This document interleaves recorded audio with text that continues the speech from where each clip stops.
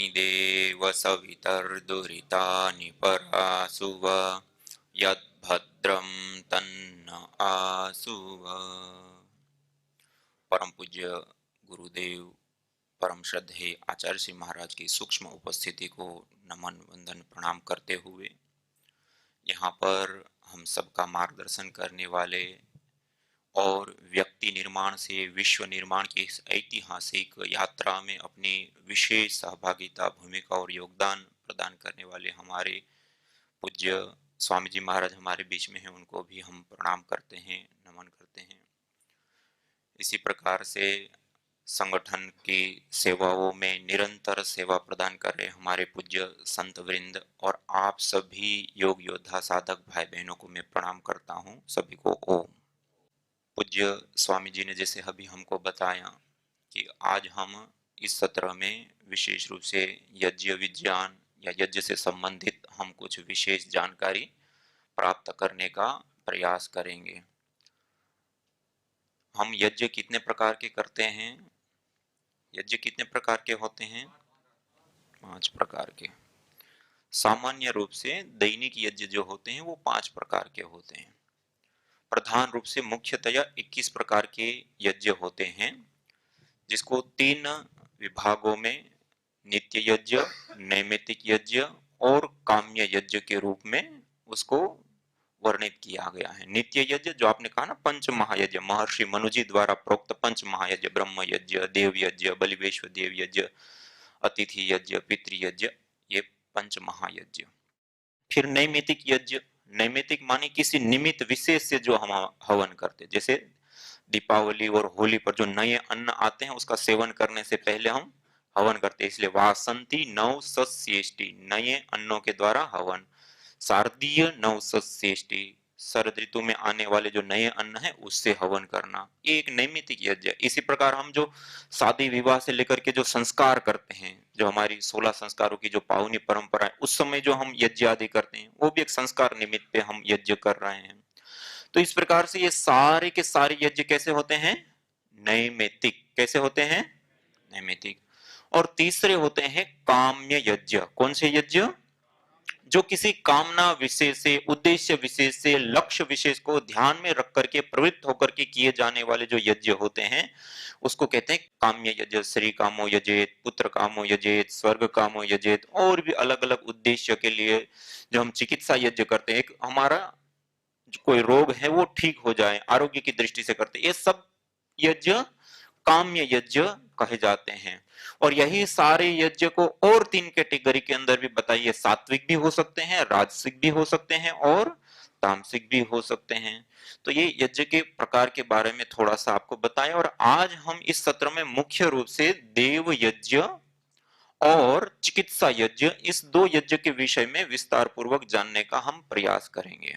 सामान्य रूप से जब हम यज्ञ करते हैं, हवन करते हैं, अग्निहोत्र करते हैं, मूल तत्व कोई उस यज्ञ में होता है तो वो अग्नि होती है। क्या होता है?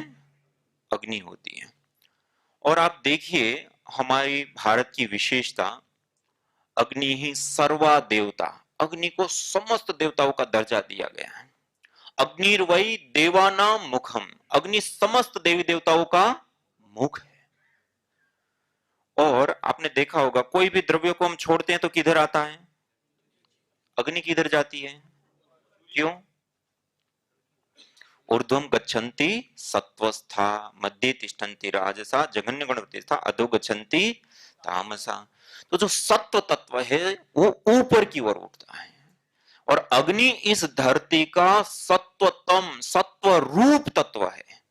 इसलिए हम प्रतिदिन संध्या उपासना, प्रातः काल, सायंकाल, या इसके अलावा भी आप भारतीय और भारतीय संस्कृति मूलक जितनी भी पूजा पाठ पद्धति की प्रक्रियाएं होगी उन सबको आप देखेंगे बिना अग्नि कहीं पर कार्य, ये अग्नि की अपने आप में एक विशेषता है। ये अग्नि एक सत्व रूप तत्व है, सत्वतम तत्व है, और अग्नि को इस धरती का साक्षात लाइव देवता कहा गया है। और उस अग्नि के अंदर मंत्र पाठ पूर्वक जो हम आहुतियां प्रदान करते हैं उससे समस्त देवी देवताओं को वो आहुतियां प्राप्त होती है। अग्निर्वै देवानाम मुखम, अग्नि समस्त देवताओं का मुख भी है और अग्नि ही सर्वा देवता, और अग्नि को समस्त देवताओं का दर्जा भी दिया गया। ये अपने आप में अग्नि की जो पूजा है, इसलिए हम कहते हैं ना उपासना करते हैं। हम क्या करते हैं? आस उपवेशने, जिसके समीप नजदीक बैठने से उनके जो गुण है वो हमारे में संप्रेषित होते हैं, प्रभावित करते हैं। जैसे अग्नि के कई सारे गुण हैं। अग्नि का एक गुण है ऊष्मा। हम अग्नि के पास बैठते हैं तो हमें ऊष्मा लगती है नहीं लगती है? गर्मी लगती है नहीं लगती है? तुरंत हम उससे प्रभावित हो रहे हैं। ऐसे ही अग्नि का एक गुण है प्रकाश। क्या है? अग्नि के पास बैठते हैं तो हमें प्रकाशित करती है नहीं करती है? करती है ना? ऐसे कई सारे गुण हैं, लेकिन उसमें से एक प्रधान और मुख्य एक गुण है, तो वो है सत्व। क्या है? सत्व। इसलिए जब हम प्रातः काल सायंकाल दीप जलाते हैं, यज्ञ करते, अग्नि की जब उपासना करते, उसके समीप बैठते हैं, तो ये जो यज्ञ का जो सत्व रूप, अग्नि का जो सत्व रूप तत्व है, हमारे तन को, हमारे मन को, हमारे विचारों को, हमारे पर्यावरण को, सबको सत्व से भरता है। और ऊर्ध्वम गच्छन्ति सत्वस्था, और जो सत्व से युक्त रहता है उसका जीवन ऊपर की ओर उठता है। इसलिए महानुभाव, हमें प्रतिदिन दैनिक रूप से यज्ञ करना चाहिए, अग्नि की उपासना करनी चाहिए। उससे हमारा जीवन सत्व से भरता है, और सत्व से युक्त होने से हमारा जीवन ऊपर की ओर उठता है। और देखिए एक महत्वपूर्ण, जैसे पूज्य स्वामी जी ने अभी ही बताया, यज्ञ एक नैनो टेक्नोलॉजी है। एक शब्द में पूज्य स्वामी जी ने जो बात बताई वो इतनी बड़ी और विशेष बात है। आज आप देखिए, नैनो का अर्थ क्या होता है? कितना छोटा? इतना छोटा, 1 मीटर का 1 अरबवा हिस्सा। मानिए वो इतना छोटा होता है, इतना छोटा होता है कि हमारी इंद्रियां सहज रूप से उसको ग्रहण नहीं कर सकती, उतना छोटा होता है। और 1 नैनोमीटर से 100 नैनोमीटर के बीच की जो साइज होती है उसको कहते हैं नैनो पार्टिकल्स। और 100 से लेकर के 1000 तक की जो साइज होती है उसको कहते हैं नैनो स्केल पार्टिकल। और ये दोनों पार्टिकल बहुत ही पावरफुल पार्टिकल कहे जाते हैं। और नैनो को समझने के लिए 2-3 उदाहरण आपके सामने रखता हूं। आप में से कई लोग खेती किसानी किए होंगे या देखे होंगे, तो हम यूरिया, डीएपी आदि चीजों का प्रयोग करते हैं। 50-50 किलो की बोरियां आती हैं। आज उसी को नैनो टेक्नोलॉजी के माध्यम से तैयार किया गया। कितनी मात्रा में? एक छोटी सी बोतल आती है, छोटा सा पाउच आता है, उसमें जो 50 किलो में आता था वो इतने में आ गया, और उससे भी ज्यादा काम कर रहा है। क्यों यह संभव हुआ? नैनो टेक्नोलॉजी का प्रयोग किया। आज हम जो कंस्ट्रक्शन करते हैं उसमें सामान्य रूप से हम जो बड़ी बिल्डिंग बनाते हैं, बहुत बड़े बड़े लोहे के सरियों का हम प्रयोग करते हैं, और उसके बावजूद भी एक सीमा होती है कि यहां तक हम कर सकते हैं, उससे ज्यादा नहीं कर सकते। लेकिन आज वहां पर नैनो टेक्नोलॉजी का आज हमने प्रयोग करना शुरू किया, तो जितनी बिल्डिंग की ऊंचाई थी उससे भी कई गुना ऊंची बिल्डिंग बना सकते हैं। और उसके साथ साथ जो बहुत बड़े बड़े जो लोहे के सरिये थे वहां पर भी हम ये नैनो टेक्नोलॉजी के द्वारा तैयार किए गए हुए स्टील के छोटे छोटे सरियों का प्रयोग करके भी उससे भी ज्यादा ऊंचा बिल्डिंग बना सकते हैं। और यहां तक कि 6 फीट तक वो यदि ऊंची बिल्डिंग हिल जाती है तब भी वो नहीं गिर सकती है। ये क्यों संभव हुआ? नैनो टेक्नोलॉजी का हमने प्रयोग किया। इसी प्रकार हम जो ईंधन का प्रयोग करते हैं उसमें धरती पर सबसे तेजी से आग पकड़ने वाली गैस हाइड्रोजन। हाइड्रोजन को तोड़ते हैं तो हीलियम बनता है, उसको तोड़ते हैं तो लिथियम बनता है। ये एक की अपेक्षा एक ईंधन कई गुना पावरफुल, शक्तिशाली हो जाता है। हाइड्रोजन से हीलियम, हीलियम से लिथियम, और लिथियम को जब हम तोड़ते हैं तो यूरेनियम बनता है। आज हम जो सैटेलाइट छोड़ते हैं, उपग्रह के ऊपर जाते हैं, तो हम जिस ईंधन का प्रयोग करते हैं वहां क्या प्रयोग करते हैं? यूरेनियम का प्रयोग करते हैं, जो कई लाखों किलोमीटर हमें ले भी जाता है और लेके भी आता है और फिर भी बच जाता है। आज हम जिस गाड़ियों का प्रयोग करें उसमें चंद मात्रा में, थोड़ी मात्रा में भी यदि हम प्रयोग कर ले तो जब तक गाड़ी चलाए तब तक हमें दोबारा ईंधन डालने की जरूरत नहीं पड़ती है। इतना पावरफुल क्यों हुआ? नैनो टेक्नोलॉजी का हमने वहां पर प्रयोग किया। आप आयुर्वेद के औषध को ही देखिए, सामान्य रूप से हम बीमार हो जाते तो आसव, अरिष्ट, वटी, चूर्ण और अलग अलग चीजें हमें दी जाती है। लेकिन बीमारी की अवस्था कई बार बिगड़ जाती है, बढ़ जाती है, तो हमें क्या दिया जाता है? रस रसायन विद्या, जिसको हम भस्म कहते हैं। जिन तत्वों की हमें अपेक्षा है वो जिस द्रव्य के अंदर है उसको ही पहले जला करके भस्म, राख बना दिया जाता है। इतना सूक्ष्म कर दिया जाता है कि आप फूंक मारो तब भी वो वायुभूत हो जाती है भस्म। लेकिन उसको भी खरल किया जाता है, पीसा जाता है, और इतना खरल किया जाता है कि उसके पार्टिकल को और तोड़ते हैं, और तोड़ते, और तोड़ते तोड़ते उस पार्टिकल तो इतना सूक्ष्म कर दिया जाता है कि आप अपनी चमड़ी के ऊपर रख करके थोड़ी देर मलते हैं तो हमारे खून के अंदर मिल जाता है, चमड़ी के माध्यम से इतना छोटा हो जाता है। और आपने देखा होगा जो बीमारी की अवस्था बिगड़ चुकी है, बहुत ज्यादा बढ़ चुकी हैं, अलग अलग प्रकार की हम दवाइयां लेती, कोई असर नहीं कर रही हैं, उस समय ये वैद्य हमें दवाई देते हैं भस्म, और कितनी देते हैं, 1 ग्राम, 2 ग्राम, 5 ग्राम, उसकी भी 60 पुड़िया बना करके शहद के साथ नाखून के बराबर चाटने के लिए देते हैं। मुठिया भर के दवाई खाने पर भी जब व्यक्ति ठीक नहीं होता है, वे नैनो टेक्नोलॉजी के द्वारा तैयार की गई छोटी सी नाखून के बराबर दवाई चटाते हैं, मरणासन व्यक्ति भी खड़ा हो जाता है। क्यों संभव हुआ? नैनो टेक्नोलॉजी का प्रयोग किया। आज पतंजलि में जो ग्रिट लाइन की जितनी भी औषधियां हैं, दवाइयां हैं, उसमें सब में इस तकनीक का प्रयोग करके उन भस्मों का प्रयोग किया जाता है। इसके कारण आप देखिए पूरे वर्ल्ड में सबसे पावरफुल जो दवाइयां होती है उसके अंतर्गत वो दवाइयां आ गई हैं। ये सारे उदाहरण एक ही बात को समझाने के लिए कि जो पदार्थ जितना ज्यादा सूक्ष्म होता है उतना ही उस पदार्थ के अंदर जो निहित शक्ति है, सामर्थ्य है, वो प्रकट अवस्था में आ जाती है, उद्भुत अवस्था में आ जाती है।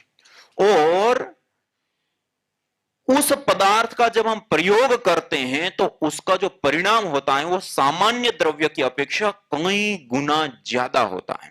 अब जब हम यज्ञ करते हैं, हवन करते हैं, अग्निहोत्र करते हैं, वहां पर हमने 1 किलो घी लिया, 1 किलो जड़ी बूटियां ली, 1 आध किलो समिधा ली, ये सब चीजों को हम देख सकते हैं, छू सकते हैं, वेट कर सकते हैं, उसके साथ व्यवहार कर सकते हैं। लेकिन एक बार उस घी और जड़ी बूटियों को यज्ञाग्नि के अंदर हमने आहूत कर दिया, उसके बाद कितना बचता है? बाकी सारा वजन और सारा द्रव्य कहां गया? सूक्ष्म हो गया। क्या हो गया? और कितना सूक्ष्म हो गया? अत्यंत सूक्ष्म। इतना सूक्ष्म हो गया कि अब हमारी 5 में से एक भी इंद्रिय उसको ग्रहण नहीं कर पा रही, इतना ज्यादा सूक्ष्म हो जाता है। और अग्नि का एक विशेष स्वभाव होता है, अंगम नयति इति अग्नि। जो भी पदार्थ अपने संपर्क में आता है उसको अपने जैसा बना लेता है। कैसा बना लेता है? अपने जैसा, अर्थात अत्यंत सूक्ष्म बना लेता है। और वो सूक्ष्म के जो द्रव्य हैं वो अनेक प्रकार के रोग, दोष और अलग अलग प्रकार के अवांछित तत्वों को दूर करने की सबसे बड़ी सामर्थ्य उस यज्ञ के उठने वाले धूम्र के अंदर जो नैनो पार्टिकल होती है उसमें होती है। आज आईआईटी रुड़की में, पहले हमारे पास पतंजलि रिसर्च फाउंडेशन में वो मशीन नहीं थी, तो आईआईटी रुड़की में ये प्रयोग किए कि यज्ञ से जो धुआं उठता है उसके अंदर जो पार्टिकल पाए जाते हैं वो किस साइज के पार्टिकल होते हैं, तो उसको देखा गया, तो हमें नैनो पार्टिकल मिले। फिर उसके बाद उसकी एक्टिविटी, अब ये नैनो पार्टिकल तो है, क्या काम कर सकते हैं, फिर इसके ऊपर डीप लेवल पर एनालाइज किया गया। बहुत आश्चर्यजनक हमें रिजल्ट प्राप्त हुआ। उसके बाद पतंजलि रिसर्च फाउंडेशन में भी वो मशीनें, या उससे भी जो एडवांस लेवल की वर्तमान की मशीनें थी, उन मशीनों को लाया गया और कई सारे परीक्षणों में यह देखा गया कि यज्ञ से निकलने वाले पार्टिकल नैनो पार्टिकल होते हैं और मेडिसिनल नैनो पार्टिकल होते हैं। ये अपने आप में एक बहुत बड़ी बात है।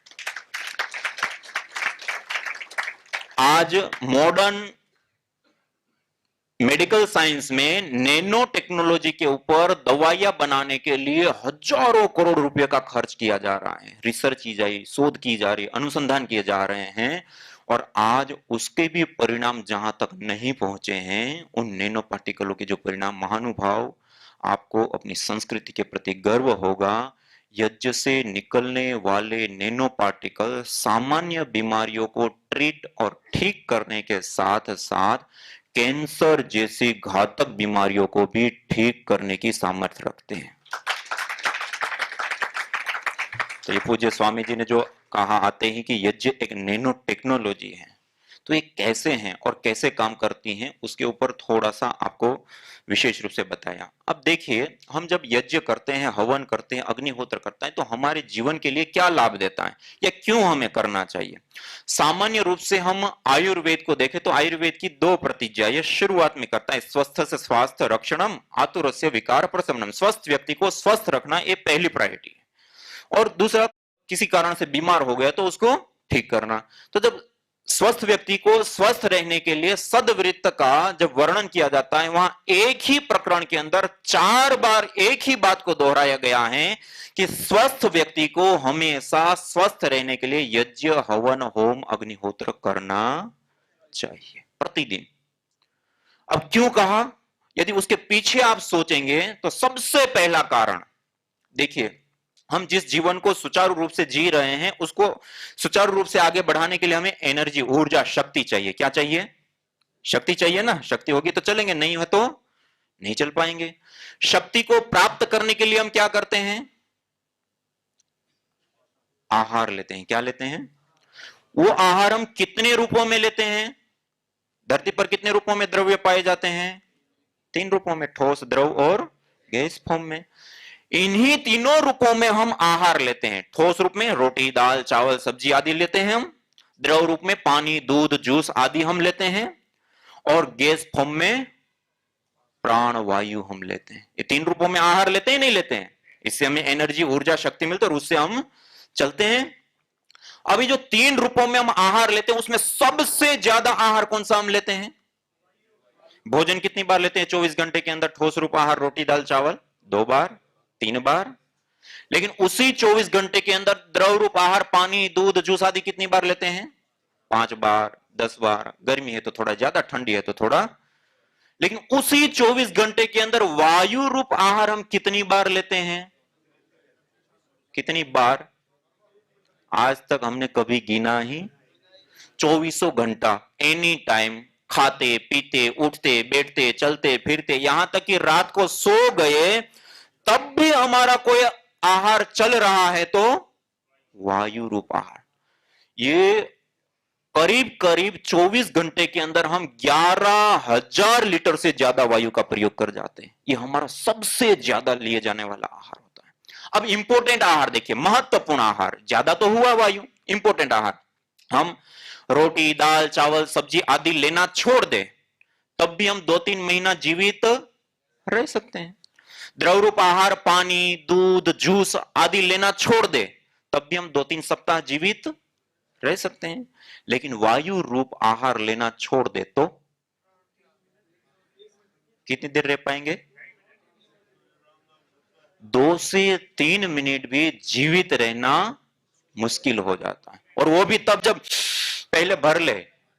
कहने का अभिप्राय है सबसे ज्यादा और सबसे इंपॉर्टेंट, जिसके बिना 1 मिनट भी हमारा जीवन संभव नहीं है, ऐसा हमारा कोई आहार है तो वो क्या है? वायु है। महानुभाव, आयुर्वेद के सदवृत्त में प्रतिदिन स्वस्थ व्यक्ति को स्वस्थ रहने के लिए यज्ञ करने के लिए कहा, उसके पीछे एक बहुत बड़ा कारण है। आज हमारा वायु के ऊपर कोई ध्यान ही नहीं होता है। और आज देखिए, WHO के आंकड़ों को आप देखेंगे तो प्रति वर्ष जिस वायु को हम देख नहीं पाते, जिसके बारे में हम सोचते भी नहीं हैं, जिसके कारण से प्रति वर्ष 70 लाख लोगों की मृत्यु होती है। कितनी? कोरोना काल में कितने लोगों की मृत्यु हुई थी भारत में? 5 लाख लोगों की। महानुभाव, 70 लाख लोग वायु प्रदूषण से प्रति वर्ष, कितना बड़ा आंकड़ा हो गया, जिसके ऊपर हमारा ध्यान भी नहीं होता है। इसलिए कहा जाता है ना, जैसी होगी वायु वैसी होगी हमारी। जहां पर स्वस्थ वायु होगी, जहां पर सुगंधित वायु होगी, जहां पर शुद्ध वायु होगी, वहां पर हम रहेंगे तो हमारी आयु बढ़ेगी, और जो हमारी आयु होगी वो स्वस्थ भी होगी। और आज आप देखिए, दिल्ली, वापी और भी बहुत सारे ऐसे स्थान हैं जहां पर पोल्यूशन की मात्रा बढ़ चुकी है। वहां की कई सारी रिसर्च रिपोर्टें बताती हैं कि दिल्ली जैसे शहर में 1 वर्ष हम रहते हैं तो 2 से 6 साल की आयु व्यक्ति की कम हो जाती है। कितनी? 2 साल से लेकर 6 साल की आयु कम हो जाती है, खाली 1 वर्ष उस वातावरण में रहने से। तो कहने का अभिप्राय है कि हम जिस वायु के अंदर रहते हैं वो वायु बहुत शुद्ध होनी चाहिए। और महानुभाव, जो हम देव यज्ञ दैनिक अग्निहोत्र करते हैं, उस यज्ञ को करने से, हवन को करने से, जो अग्नि में दिया हुआ गाय का घृत, जड़ी बूटियां, औषधियां हैं, वो सब गैस फॉर्म में, नैनो पार्टिकल्स के रूप में, ऊर्जा के रूप में रूपांतरित होकर के इस वायु के अंदर आ जाती हैं। और इस वायु का शोधन करना, पोषण करना, संवर्धन करना और इस वायु को जीवनीय शक्ति से युक्त करने का काम यज्ञ के माध्यम से होता है। जैसे हमारा प्राण वायु है, ऐसे ही वायु का प्राण यज्ञ है। यज्ञ से वायु में प्राण शक्ति का, जीवनी शक्ति का संचार होता है। और ये जो हवन करते हैं उसमें मुख्य द्रव्य गाय के घी का आहुति हम करते हैं। गाय के घी के अंदर सेचुरेटिव फैटी एसिड होता है। उसका जब दहन होता है तो उससे कीटोन्स बनते हैं। कीटोन्स के ब्रेक होने पर, टूटने पर कार्बन की अपेक्षा 6 गुना ज्यादा हमें ऑक्सीजन मिलता है। उसके साथ साथ जो हम औषधियां, जड़ी बूटियां आदि आहूत करते हैं, उसके अंदर भी अपने अपने अलग अलग एरोमेटिक्स ऑयल्स होते हैं, अलग अलग मेडिसिनल कंपोनेंट्स होते हैं, वो भी उस वायु के अंदर आ जाते हैं। महानुभाव, यज्ञ करने से पूर्व और यज्ञ करने के बाद का जो वातावरण होता है वो बिल्कुल ही चेंज हो जाता है, रूपांतरित हो जाता है। और यज्ञ के उपरांत का जो वातावरण होता है वो सुगंधित भी होता है, मेडिकेटेड भी होता है और उसके साथ साथ जीवनीय शक्ति से युक्त भी हो जाता है। और उस वातावरण में जब हम रहेंगे, उस वातावरण में जब हम सोएंगे, तो कभी भी हमें किसी प्रकार का रोग होगा। इसलिए हमें प्रतिदिन देव यज्ञ अपने घर के अंदर करना। दूसरा देखिए, हम जिस अथाह वायु के समुद्र में 24 घंटा श्वास लेते हैं, उसके अंदर 2 प्रकार के पार्टिकल होते हैं। एक होता है धन आवेशित कण और एक होते हैं ऋण आवेशित कण, एनायन और केटायन। आपने पढ़ा भी होगा पढ़ाई के दौरान। ये जो पार्टिकल होता है उसका हमारे शरीर के ऊपर प्रभाव पड़ता है। जहां पर शहरीकरण है, औद्योगिकीकरण है, भीड़ भाड़ वाले इलाके हैं, तो ऐसे स्थान पे स्वाभाविक रूप से धन आवेशित कणों की बाहुल्यता पाई जाती है। और निरंतर उस वातावरण के अंदर जब हम रहते हैं, धन आवेशित बाहुल्य वातावरण के अंदर रहते हैं, तो उससे हमारी पूरी बॉडी एसिडिक, अम्लीय होती है। सेरोटोनिन की मात्रा हमारे शरीर के अंदर कम होती है और उसके कारण से अनेक प्रकार के मानसिक और शारीरिक रोग होते हैं। दूसरे होते हैं ऋण आवेशित कण, जहां पर नदी है, झरने हैं, तालाब है, समुद्र के तट हैं, पहाड़ी क्षेत्र है, घने जंगल है। ऐसे स्थानों पर ऋण आवेशित कणों की बाहुल्यता स्वाभाविक रूप से ज्यादा मात्रा में पाया जाता है। और ऋण आवेशित बाहुल्य वातावरण में जब हम निरंतर रहते हैं तो उससे हमारी बॉडी अल्कलाइन होती है, क्षारीय होती है। कैसी होती है? क्षारीय। और क्षारीय शरीर में कभी कोई रोग होता, और कई बार बहुत बड़े रोग हो गए हैं या मल्टीपल डिजीज हो गए हैं, तो उस समय भी यदि हम अपनी बॉडी को क्षारीय करते हैं तो बहुत शीघ्रता के साथ हमारी जो रोग की अवस्था है वो दूर हो जाते हैं। इसके लिए अल्कलाइन पानी पीने के लिए कहते हैं और भी अलग अलग। और आज एलोपैथी में जो ट्रीटमेंट दिया जाता है उसमें 2 प्रकार की छोटी छोटी डिवाइस भी आती है जो आयंस को चेंज करने के लिए गले में चार्जेबल पहनने की होती हैं और एक कमरे के हिसाब से आती हैं जो कमरे में एक जगह पर लगा देते हैं, तो वो वायु के अंदर जो आयंस होते हैं उसको चेंज करती हैं, ऋण आवेशित कणों को बढ़ा देती है और उसमें हम रहते हैं तो उससे भी हमारी बॉडी अल्कलाइन होती है और ब्लड सेरोटोनिन की मात्रा बढ़ती है। महानुभाव, पहले तो बॉडी अल्कलाइन होना, उससे ही कई सारे लाभ होता है। और ब्लड सेरोटोनिन की मात्रा का बढ़ना ये इतनी बड़ी बात है कि हमें जो अच्छा लगना जिससे महसूस होता है ना, या फिर कुछ करने के लिए जो अंदर से एक जो जज्बा जगता है, एक अंदर से जो एक प्रेरणा सी जगती है कुछ करने के लिए, जो एक उत्साह अंदर से आता है, वो जिस कारण से आता है, जिस केमिकल से आता है, वो होता है सेरोटोनिन, जिससे हमें अच्छा लगने की जो फीलिंग आती है, प्रसन्नता की जो फीलिंग आती है। और दूसरा उसके साथ साथ वो न्यूरोट्रांसमीटर के रूप में भी हमारे शरीर के अंदर बहुत महत्वपूर्ण रूप में कार्य करने वाला केमिकल होता है और उसकी मात्रा भी बढ़ जाती है।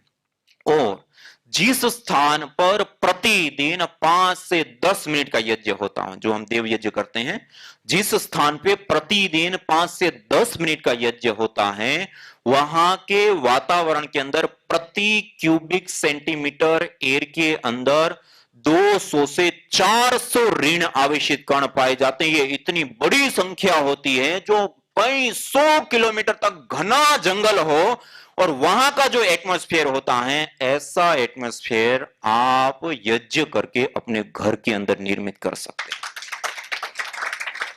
और उसके दो लाभ, बॉडी का अल्कलाइन होना और गुड हार्मोन्स का बढ़ना, ये बहुत अच्छी प्रकार से सिद्ध होता है। ये भी एक बहुत बड़ा और विशेष लाभ हमें सहज रूप से प्राप्त होता है। तीसरा, देखिए, आपने कोरोना काल में देखा होगा, सब लोग प्रभावित हुए कम्युनिकेबल डिजीज के रूप में। आज भारत ही नहीं, पूरे विश्व में बहुत बड़े रूप में ये बीमारियां फैल रही हैं। और कोरोना काल में ही शुरुआती 2-3 महीने में जितने लोग कोरोना से नहीं मरे थे, उससे ज्यादा लोग भारत में टीबी से मरे थे। और ऐसे ना जाने कितने प्रकार के अलग अलग वायरस है, बैक्टीरिया है, फंगस है, जो सूक्ष्म जीव है, जिसको हम अपनी आंखों से देख नहीं पाते, और जिसके कारण से आज अनेक प्रकार की बीमारियां पैदा होती है। और यदि हम विश्व की बड़ी संस्थानों के यदि आंकड़े देखें, कम्युनिकेबल डिजीज, जो बैक्टीरिया, वायरस और फंगस जनित बीमारियों से होने वाली मौत, महानुभाव 2.25 करोड़ लोगों की मौत होती है। कितने? बहुत बड़ा आंकड़ा होता है प्रति वर्ष। और वो कब? आज हम इतना साबुन, शैम्पू, हैंड वॉश, सैनिटाइजर से लेकर के कितनी चीजों का प्रयोग करते हैं, कितनी साफ सफाई रखते हैं, कितनी सावधानी रखते हैं, उसके बावजूद, और ये तो वो संख्या है जिनकी मौत हो रही है। जो लोग ये बीमारियां हो गई, ट्रीटमेंट लिए, ठीक हुए, वो तो अलग चीज है। तो ये कितना बड़ा प्रभाव है हमारे ऊपर। और अभी ही कुछ दिनों पहले एक रिसर्च, एक हॉस्पिटल में ऑपरेशन थिएटर से एक इन्फेक्शन फैला। उसके बाद एक छोटी स्टडी की गई कि कैसे फैला। तो उसमें पता चला कि डॉक्टर ने मोबाइल यूज किया था। उसके बाद एक और स्टडी की गई, उसमें कुछ ड्राइविंग करने वाले ड्राइवर, ऑफिस चलाने वाले ऑफिसर और डॉक्टर्स, कंसल्टर्स और अलग अलग कैटेगरी के लोगों को लिया गया। उन सबके मोबाइल और मोबाइल कवरों को स्वाइप करके माइक्रोबायोलॉजी लैब में टेस्ट किया गया। महानुभाव, टॉयलेट सीट के ऊपर भी जितने खतरनाक और बड़ी मात्रा में बैक्टीरिया नहीं होता है, उससे भी ज्यादा बैक्टीरिया हमारे मोबाइल और मोबाइल कवरों के ऊपर पाए गए। हम दिन में कितनी बार मोबाइल को छूते हैं? हम बता नहीं सकते। हर चीज को छुए, उसको छुए, हर चीज को छुए, उसको छुए। और सफाई कितनी बार करते हैं? ये सबसे गंदी चीज लेकर के हम दिन भर घूमते हैं। और इतना ही नहीं, सार्वजनिक स्थान पे दरवाजों के हैंडल, सीढ़ी चढ़ते उतरते ग्रिल के ऊपर हाथ लगा, और भी ऐसे कितने सारे सोफे, गद्दे, पर्दे जो हमारे घर के अंदर लगे होते हैं, उसकी हर रोज थोड़ी हम सफाई करते हैं। ये सब चीजें कम्युनिकेबल डिजीज देने में एक बहुत बड़ा भूमिका निभाते हैं।